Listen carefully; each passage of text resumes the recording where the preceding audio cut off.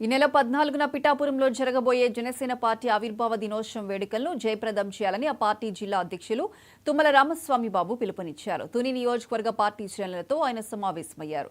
జిల్లా నలుమూలల నుంచి జన సైనికులు, అభిమానులు, కార్యకర్తలు తరలి రావాలని పిలుపునిచ్చారు.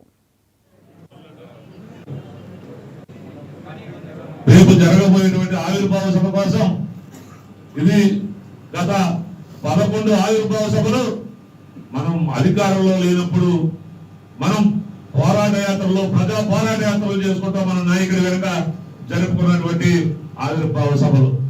కాకపోతే 12వ ఆవిర్భావ సభ మనం అధికారంలో పనిచేసుకుంటా ఉన్నాం.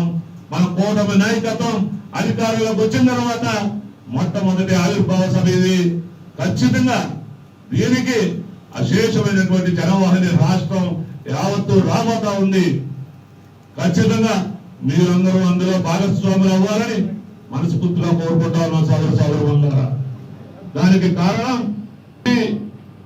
ఆంధ్రప్రదేశ్ రాష్ట్రమే కాదు, తెలుగు రాష్ట్రాలే కాదు, యావత్ భారతదేశం జనసేన పార్టీ వైపు చూస్తా ఉంది. మన నాయకుడు ఉప ముఖ్యమంత్రి గారే మనం అనుకుంటా ఉన్నాం. రాబోయే రోజుల్లో మన నాయకుడు చాలా రాజకీయంగా ఎత్తుకి ఎదిగే అవకాశాలు ఉన్నాయి సోదరులారా.